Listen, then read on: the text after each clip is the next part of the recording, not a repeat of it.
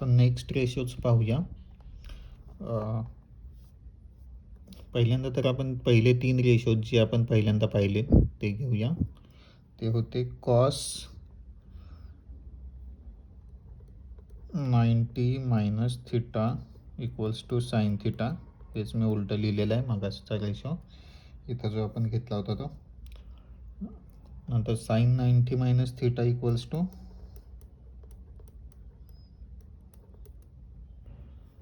Cos theta. नंतर sine theta divided by cos theta equals to tan theta. नंतर tan theta into tan 90 minus theta equals to 1. हे फॉर्म्युले सगळे पाठ करायचेत कारण हे नंतर यूज येतात खूप.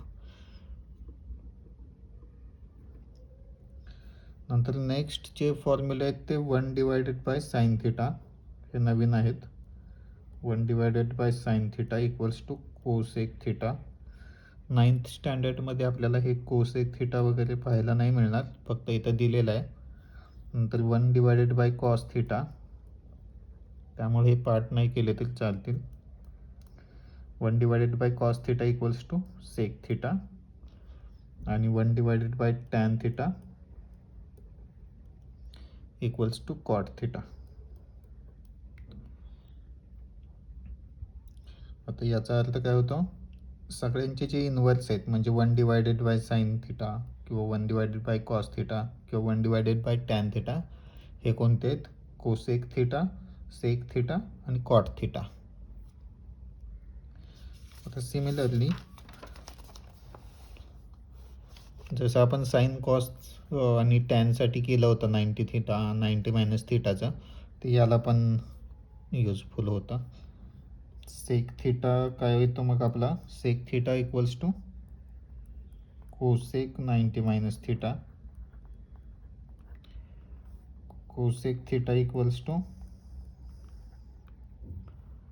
सेक 90 मायनस थिटा आणि tan theta equals to cot 90 minus theta.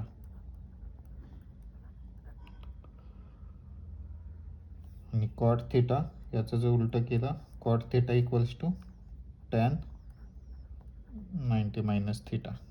हे फक्त इन्फॉर्मेशनसाठी पार्ट नाही केले तरी चालतील 9th स्टँडर्डसाठी.